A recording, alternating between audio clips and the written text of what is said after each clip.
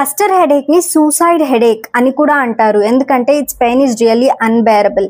ఈ cluster headache అనేది తలలో ఒకవైపు మాత్రమే వస్తుంది. యూజువల్లీ కంటి చుట్టూ తీవ్రమైన నొప్పి రావడంతో పాటు కన్ను రెడ్డుగా అవ్వడం, కంట్లో నుండి నీరు కారడం, అదే వైపు ముక్కులో నుండి నీరు కారడం, ఇంకా ఎక్స్ట్రీమ్ రెస్ట్లెస్నెస్ అంటే ఒకే చోట కూర్చోలేకపోవడం, ఇలాంటి సిమ్టమ్స్ ఉంటాయి. అండ్ క్లస్టర్ హెడేక్ ని అలారం క్లాక్ హెడేక్ అని కూడా అంటారు. బికాస్ ఇది ప్రతిరోజు ఆల్మోస్ట్ సేమ్ టైంలో వస్తుంది.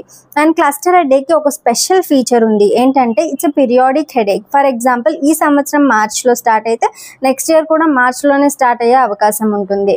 ఇంకా ఆల్కహాల్, స్మోకింగ్ అండ్ స్ట్రెస్ ఇవి క్లస్టర్ హెడేక్ కి ట్రిగరింగ్ ఫ్యాక్టర్స్. ఇవి ఫ్రీక్వెంట్ అటాక్స్ కి కారణం అవ్వచ్చు. సో ఇవన్నీ అవాయిడ్ చేయడం మంచిది.